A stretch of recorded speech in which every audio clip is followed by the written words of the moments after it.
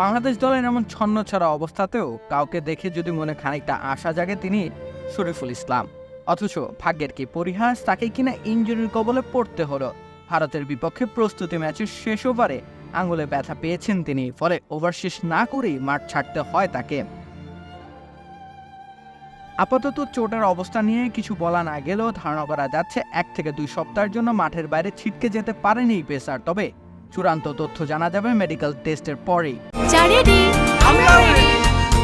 চা মানে লাইফটা ভরপুর, চা মানে ইস্পাহানি মির্জাপুর। বাংলাদেশের হাতে অবশ্য সময় আছে। শ্রীলঙ্কার বিপক্ষে ম্যাচ দিয়ে আগামী 8 তারিখে বিশ্বকাপ শুরু হবে টাইগারদের, অর্থাৎ 7 দিন বিশ্রামের সুযোগ এমনিতেই পাবেন শরীফুল। কিন্তু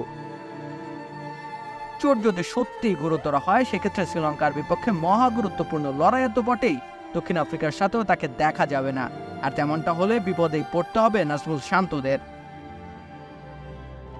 ইনিংসের তখন 20তম ওভার, হার্দিক পান্ডিয়াকে দারুণ একটা ইয়র্কার করেছিলেন এই বাঁহাতি একেবারে বোলার বরাবর। তখন স্ট্রেট ড্রাইভ খেলেন পান্ডিয়া, আর সেই শট এসে লাগে টাইগার পেসারের হাতের তালুতে।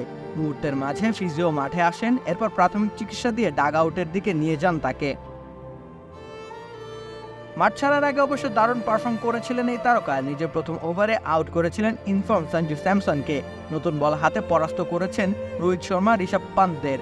ডেতেও নিজের ছন্দ ধরে রেখেছিলেন তিনি সব মিলিয়ে।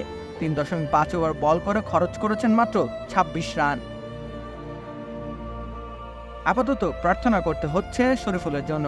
এই মুহূর্তে দেশসেরা বোলার বলা হয় তাকে, বিশ্বকাপেও তাকে ঘিরে স্বপ্ন বুনছে সবাই।